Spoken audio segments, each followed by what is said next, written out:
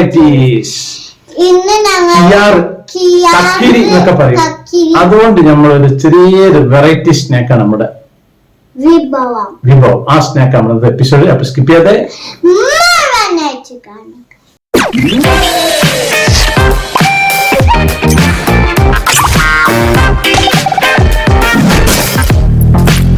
ഇത് കിയാർ നാടനല്ല, ഇതിന് കക്കരി എന്ന് പറയില്ലേ. അപ്പൊ ഇത് നാടൻ കക്കരിയല്ല, ഇത് മറ്റേ കക്കരിയാണ്.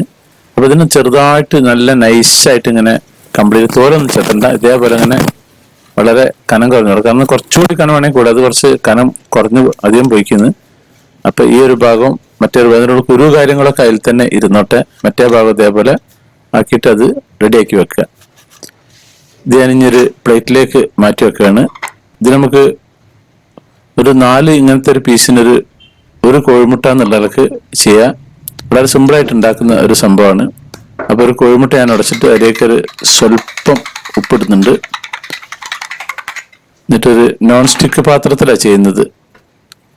ഒന്നുകൂടി നല്ലോണം മിക്സ് ചെയ്യാം. ഈ ഒരു നോൺ സ്റ്റിക്ക് പാത്രത്തിൽ സ്വല്പം വെളിച്ചെണ്ണ ഒഴിച്ചിട്ട് ഒന്ന് കംപ്ലീറ്റ് എല്ലാ ഭാഗവും ഒന്ന് പുരട്ടത്. കുറച്ച് വലുപ്പം തേക്കുന്നത്, കുറച്ച് ഡയമീറ്റർ ചെറുതാ നല്ലത്. അപ്പോൾ ഇതേപോലെ ഇങ്ങനെ നീളത്തിൽ വെക്കുക. പിന്നെ ഇതിൻ്റെ ഇടയിലൂടെ ഒന്ന് തീ കുറച്ച ശേഷം സൈഡിൽ കൂടെ അങ്ങനെ ദൂരെ പാരുക. ഇതൊരു കോഴിമുട്ട ശരിക്കും പോര ഒന്നിന് എല്ലാ ഭാഗവും കംപ്ലീറ്റ് കവർ ചെയ്ത് നിൽക്കണം. അപ്പോൾ കുറച്ചും കൂടി ഡയമീറ്റർ കുറഞ്ഞാൽ അത് നല്ല ക്ലിയർ ആയിരിക്കും.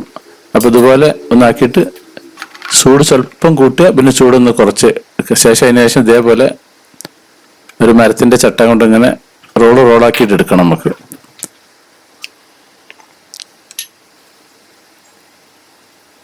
ഇപ്പൊ ഏകദേശം വെന്ത് വന്നിട്ടുണ്ട്. പെട്ടെന്നാവും കോഴിമുട്ടല്ല ഇതുപോലെ കംപ്ലീറ്റ് ഇങ്ങനെ ചുരുട്ടുക.